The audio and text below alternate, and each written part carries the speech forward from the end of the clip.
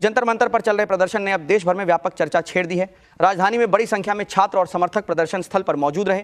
आंदोलनकारियों ने कहा कि उनकी मांगें पूरी होने तक उनका अभियान जारी रहेगा और वे शांतिपूर्ण तरीके से अपनी बात उठाते रहेंगे। उधर संसद के भीतर भी इस मुद्दे की गूंज सुनाई दी। विपक्षी दलों ने सरकार से आंदोलन और पुलिस कार्रवाई पर जवाब मांगा।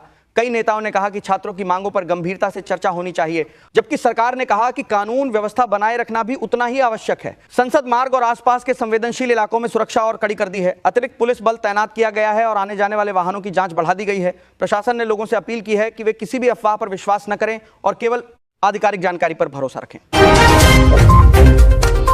प्रदर्शन स्थल पर स्वयंसेवक लगातार भोजन, पानी और प्राथमिक चिकित्सा की व्यवस्था कर रहे हैं।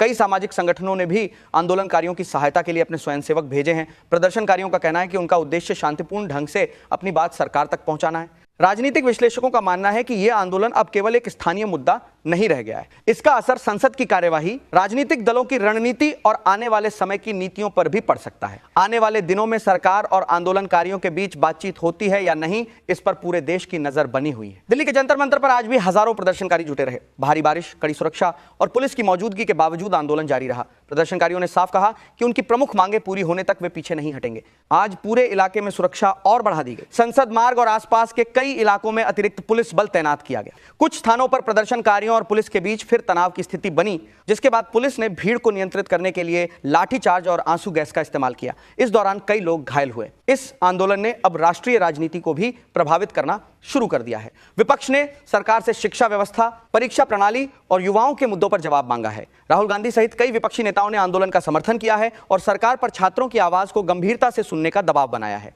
सरकार की ओर से परीक्षा प्रणाली में सुधार के लिए कदम उठाने और जिम्मेदार अधिकारियों के खिलाफ तेज कार्रवाई का भरोसा दिया गया। हालांकि प्रदर्शनकारी संगठनों का कहना है कि केवल आश्वासन नहीं, बल्कि ठोस फैसले और जवाबदेही चाहिए। जंतर मंतर पर आंदोलन का माहौल लगातार सक्रिय बना हुआ है। देश के अलग अलग राज्यों से छात्र और युवा दिल्ली पहुंच रहे हैं। स्वयंसेवक प्रदर्शनकारियों के लिए भोजन, पानी और प्राथमिक चिकित्सा की व्यवस्था कर रहे हैं।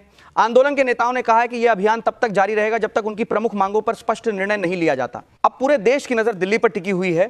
आने वाले दिनों में सरकार और आंदोलनकारियों के बीच बातचीत होती है या आंदोलन और तेज होता है, यह सबसे बड़ा सवाल बना हुआ है।